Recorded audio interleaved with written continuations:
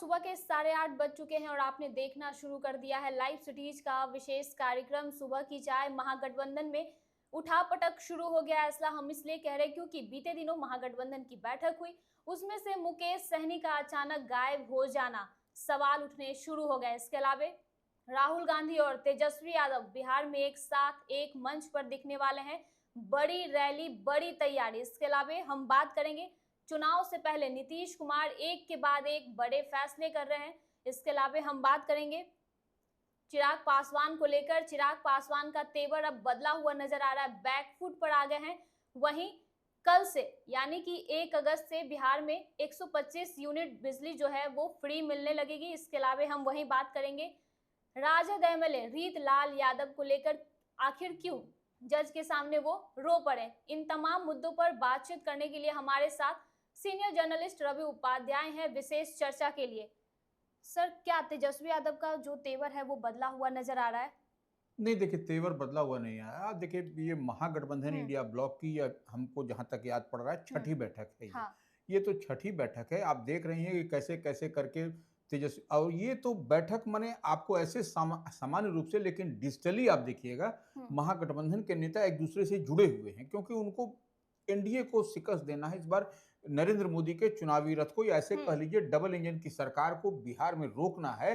तो ऐसे में तेजस्वी यादव फुल फॉर्म में है और पूरी तैयारी के साथ जो बीते दिन महागठबंधन की बैठक हुई उसमें उन्होंने पूरा ब्लूप्रिंट रख दिया है कैसे कैसे। और देखिए वो उसमें कृष्णा लावरू जो कांग्रेस के बिहार मामलों के प्रभारी, राजेश राम कांग्रेस के, वाम दल के सभी शीर्ष नेता, और ऐसे में आप देख लीजिए कि एकमात्र नेता जो मुकेश सहनी सन ऑफ मल्लाह जो विकासशील इंसान पार्टी, वह नहीं आए थे। तो उसमें कई अहम सवाल उसमें उठना था। लेकिन एक बात तो तय है कि तेजस्वी यादव ने घोषणा कर दी कि रक्षाबंधन के बाद, माने इसको ऐसे समझा जाए कि सावन की समाप्ति के बाद, आपको जब रक्षाबंधन होगा उसके बाद से बिहार में फुल चुनावी मोड में महागठबंधन दिखाई पड़ेगी। आपको तेजस्वी यादव जो नेता प्रतिपक्ष हैं विधानसभा में, और लोकसभा में जो नेता प्रतिपक्ष हैं राहुल गांधी, कांग्रेस के बड़े और कद्दावर चेहरे हैं, एक साथ बिहार में घूमते हुए नजर आएंगे। हालांकि तेजस्वी ने भी कहा है कि 9 प्रमंडल में हम लोगों की संयुक्त रैली होगी। और जो देखिए हम बार बार एक बात कहते थे कि महागठबंधन इंडिया ब्लॉक की ड्राइविंग सीट पर तेजस्वी यादव ही हैं और वही इसको लीड कर रहे हैं। तो इस हाँ, बात ये पहले से तय है। ये पहले से तय है। और देखिए मैनिफेस्टो कमेटी, हम बराबर कह रहे थे, जो संकल्प पत्र जिसको कहा जाता है, घोषणा पत्र जिसको कहा जाता है, वह भी ज्वाइंटली बनता हुआ दिखाई पड़ रहा है। इस पर भी कई तरह की बात हुई है। और आप समझ लीजिए कि अब जो है सो पूरी मजबूती के साथ तेजस्वी यादव और राहुल गांधी बिहार में आपको रक्षाबंधन के बाद घूमते लेकिन हुए सर, इस नजर बीच आएंगे। सबसे ज्यादा सवाल मुकेश सहनी को लेकर उठ रहा है। वो दिल्ली में है, तो कहीं वो दिल्ली में हाजिरी लगाने गए हैं क्या? नहीं देखिए, क्योंकि संतोष सुमन जो है उनको ऑफर भी नहीं दिया। देखिए, संतोष सुमन निश्चित रूप से जीतन राम मांझी जो हिंदुस्तानी अवाम मोर्चा के राष्ट्रीय संरक्षक हैं, और ऐसे समझ लिया जाए कि वह जीतन राम मांझी नरेंद्र मोदी कैबिनेट में मिनिस्टर हैं, और उनके पुत्र हैं संतोष सुमन जो बिहार में नीतीश कैबिनेट में मिनिस्टर हैं, और हिंदुस्तानी अवाम मोर्चा जो एनडीए फोल्ड में है उसके वह राष्ट्रीय अध्यक्ष भी हैं। तो उनका ऑफर करना कि मुकेश सहनी इधर आए, हम लोग जो है सो जो भी होगा, क्योंकि उनका मुकेश सहनी का सन ऑफ मल्लाह का मन जो है सो महागठबंधन इंडिया ब्लॉक में नहीं लग रहा है, तो अब एनडीए में आए। तो देखिए कहीं ना कहीं यह घबराहट, यह बेचैनी एक तरीके से समझा जाए कि आपको एनडीए में है कि मुकेश सहनी को अपने पाले में हम कर लें, क्योंकि सन ऑफ मल्लाह मुकेश सहनी के पास सहनी समाज का अच्छा पकड़ है, वो अच्छी पकड़ रखते हैं, और इस हैसियत से उनको जो है सो बार बार ऑफर दिया जा रहा है। अरे भाई, आप नहीं आ रहे हैं तो आप अपने कुनबे को टाइट रखिए ना, आप अपने जो अलायंस पार्टनर है एनडीए के उनको टाइट रखिए। आप जो सो मुकेश सहनी को लाने के लिए इस तरीके का लॉलीपॉप और ये दे रहे हैं, तो ये देखिए निश्चित रूप से यह सब नहीं है। मुकेश सहनी का पहले से वो शेड्यूल था कि वह दिल्ली में रहेंगे या अन्य जगह पर रहेंगे, तो वह उसको इस नजरिए से नहीं देखना चाहिए कि मुकेश सहनी नहीं, और उनके प्रतिनिधि के तौर पर उनकी पार्टी से वहां पर लोग थे। प्रदेश तो अध्यक्ष हाँ, पहुंचे थे। तो वो देखिए अब उनकी पार्टी से राष्ट्रीय प्रवक्ता देव ज्योति हैं, तो देव ज्योति भी पूरी मुस्तैदी के साथ सन ऑफ मल्लाह जो उनकी पार्टी के जो हैं उनके साथ में कदम से कदम मिला करके चल रहे हैं। और जितना ब्लूप्रिंट तैयार किया गया है विकासशील इंसान पार्टी वीआईपी का, वह मजबूती के साथ, तो किसी को इधर-उधर बुलाने से कुछ नहीं होने वाला।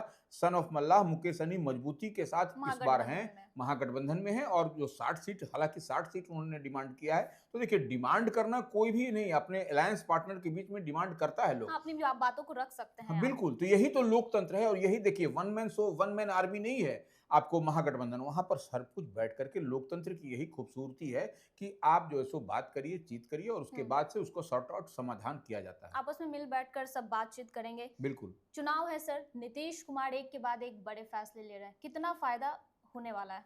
देखिए, निश्चित रूप से नीतीश गवर्नमेंट ने जो मुफ्त बिजली की बात कही हुँ, है, मुफ्त बिजली देने की जो बात कही है, वह आपको दिखाई पड़ रहा है और मुफ्त बिजली देने की जो बात कही है, 125 यूनिट जो मुफ्त बिजली, वह देखिए उसका इम्प्लीमेंटेशन, उसका जो है सो बीते कैबिनेट की बैठक में ही मुहर लगा था और इससे जो है सो पोस्टपेड हो या स्मार्ट मीटर के जो होल्डर हैं, सबको इसमें लाभ आपको मिलता हुआ दिखाई पड़ेगा और इसमें 60 लाख स्मार्ट प्रीपेड हुँ, बिजली उपभोक्ताओं के साथ ही लगभग 1.86 करोड़ जो बिजली उपभोक्ता को सब्सिडी वाली बिजली 125 यूनिट आपको मिलती हुई दिखाई पड़ेगी। तो ये एक बड़ा फैसला है और इतनी ही बात नहीं, देखिए अब आपको देखिए आशा दीदी के बारे में कहा जा रहा है कि आपको 29,000 आशा कार्यकर्ताओं को जॉब दिया जाएगा। यह मंगल पांडे जो स्वास्थ्य हुँ। मंत्री हैं, उनकी ओर से यह घोषणा की गई है।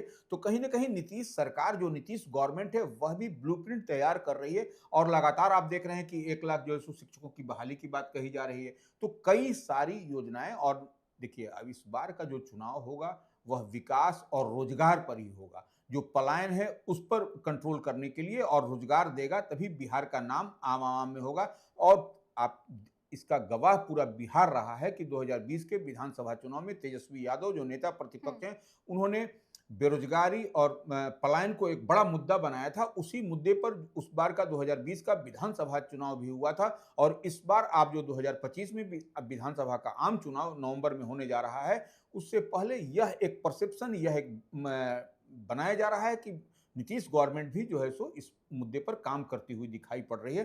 तो यह एक बड़ी बात है।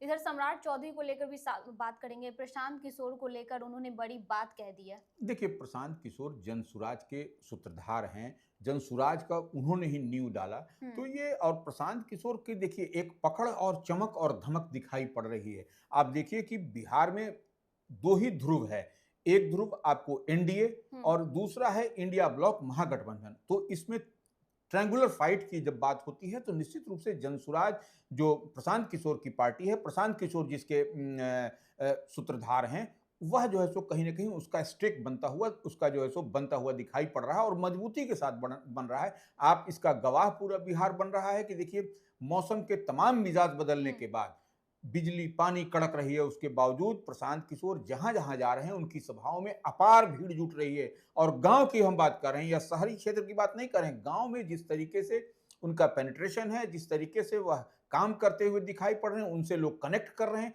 तो यह एक बड़ी उपलब्धि है और इसी को लेकर के बीते दिन आपको प्रशांत किशोर को लेकर सम्राट चौधरी ने। हाँ, सम्राट चौधरी ने जो बात कही है कि वह जो है सो नौसिखुआ हैं।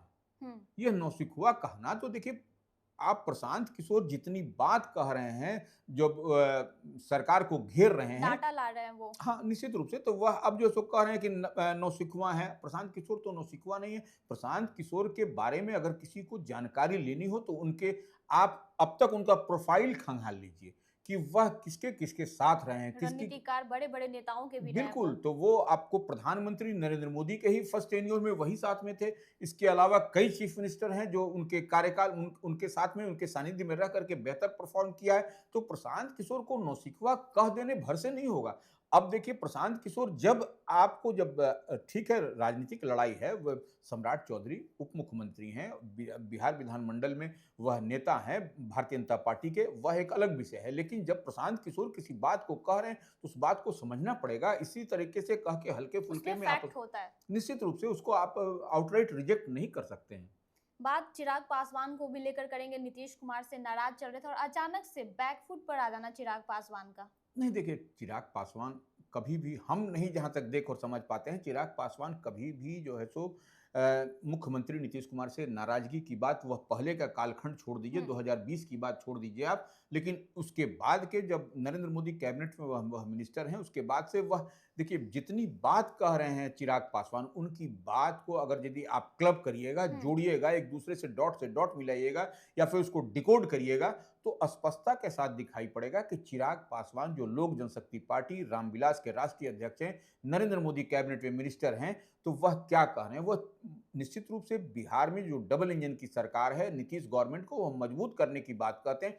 हाँ, अब लॉ एंड ऑर्डर को लेकर के जो बात कहा खफा है, थे चिराग पासवान। निश्चित रूप से हम तो कह रहे हैं कि लॉ एंड ऑर्डर को लेकर के जो खफा थे, खफा नहीं थे, वह कह रहे हैं कि देखिए हमको समर्थन करना इस सरकार को, तो हुँ, देखिए इस बात को आप जोड़ करके देखिए, जब हम वही कह रहे हैं डिकोड करिएगा, तो वह सरकार की बेहतरी की बात कर रहे हैं। तो यह निश्चित रूप से जब उनकी नाराजगी की बात आती है, तो देखिए जब गुड गवर्नेंस की बात होगी, नीतीश कुमार के गुड गवर्नेंस की बात कही जाती है, तो निश्चित रूप से जो लॉ एंड ऑर्डर का इन दिनों जो मामला चल रहा था, उसी को चिराग पासवान ने कहा है। और देखिए 243 पर लड़ने की बात हो रही है, तो चिराग पासवान देखिए जब अलायंस पार्टनर में है, जब घटक दल हैं, जब साथ में सब सब टू फॉर जो सीट उनको एलोकेट होगा, जो उनकी पार्टी लोक जनशक्ति पार्टी हुँ। रामविलास को एनडीए से मिलेगी, उतनी ही सीट पर लड़ेगी। लेस देन जो सीट होगा 243 में, वह उनको मदद करते हुए अलायंस पार्टनर को आएंगे। तो इसमें कहीं कोई खपा होने वाली और बैकफुट पर जाने की बात नहीं। ये इतनी बात समझ रखनी चाहिए आम आवाम को कि चिराग पासवान जो है सो मजबूती के लिए एनडीए के लिए बिहार में लगे हुए हैं। हाँ, चिराग पासवान ने कह भी दिया कि नीतीश कुमार के नेतृत्व में ही वो चुनाव लड़ने बिल्कुल, वाले हैं। बिल्कुल। बात करेंगे तेजस्वी के विधायक को लेकर। आखिर वो क्या कुछ मामला हुआ था सर कि अचानक से वो विधायक जो है रो पड़े?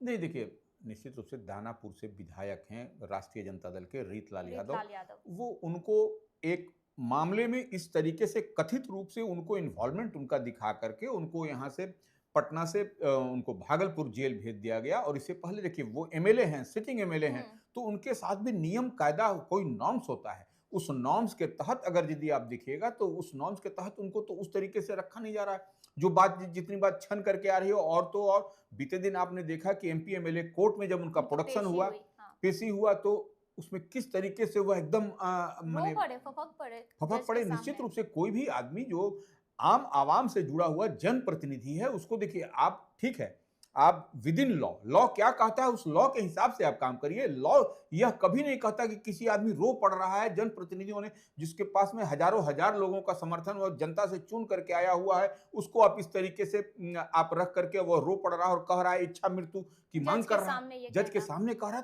तो यह अद्भुत दृश्य हुआ तो क्या है जेल में उनको बीते दिन। टॉर्चर? निश्चित रूप से देखिए जिस तरीके से वह द्रवित हैं, जिस तरीके से वह दुखी हैं, उनका कोई पैरवी नहीं है, कह रहे हैं वो। कह रहे हैं कि मेरा कोई पैरवी नहीं है, हमको कोई नहीं सुनने वाला है, और लगातार उन पर उनके परिवार को जिस तरीके से प्रताड़ना प्रताड़ित किया जा रहा है। तो निश्चित रूप से लोकतंत्र में अगर यदि विधायक जिससे इस तरीके से अगर यदि न्यायालय के समक्ष अगर रो रहा है, द्रवित हो रहा है, तो यह एक बड़ी बात है। इस पर निश्चित रूप से कोर्ट ऑफ लॉ माने कोर्ट को माने इस पर ध्यान देना चाहिए कि क्या मामला है कि विधायक इस तरीके से, जब विधायक ही रो रहा हो, तो फिर आम आवाम को का कौन क्या हाल देखेगा। होगा? ये सबसे बड़ी बात है। तो अभी तक आपने हमारे चैनल को सब्सक्राइब नहीं किया है तो सब्सक्राइब कर लीजिए, साथ ही फेसबुक पेज को भी लाइक कर लीजिए। वीडियो देखने के लिए शुक्रिया।